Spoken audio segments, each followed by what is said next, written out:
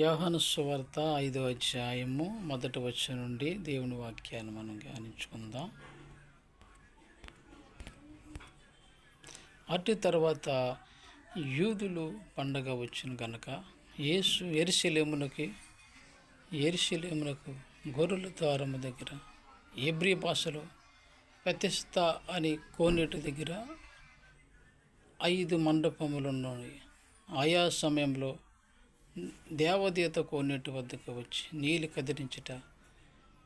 నీళ్లు కదిలింపబడినప్పుడు మొదట ఎవడు దిగును వట్టి యాదగలవాడైనా బాగుపడును గనక ఆ మండపములో రోగులు, గుడ్డువారు, ఓసుకెళ్ళిన వారు గుంపులుగా పడి ఉండేది.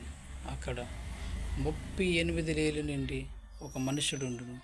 యేసు వాడు పడి ఉండట చూసి వాడప్పటికి బహుకాలము నుండి ఆ స్థితిలోనున్నాడని, స్వస్థత కోరుతున్నావా అని అడగగా, ఆ రోగి, అయ్యా, నీళ్ళు కదిలింపునప్పుడు నన్ను కోనేటిలోకి దించుటకు నాకు ఎవడూ లేడు గనక నేను వచ్చినంతట్లో మరి అక్కడు నాకంటే ముందు దిగినని ఆయనకు ఉత్తరం ఇచ్చాను. యేసు, నీవు లేచి నీ పరుపెత్తుకొని నడవమని వాడితో చెప్పగా వెంటనే స్వస్థత నుండి తన పరుపెత్తుకొని నడిచాను. ఆ దినము విశ్రాంతి దినం, ఈదులు విశ్రాంతి దినము కనుక నీవు నీ పరుపెత్తుకొని స్వస్థత నొందిన వాడు చెప్పిది.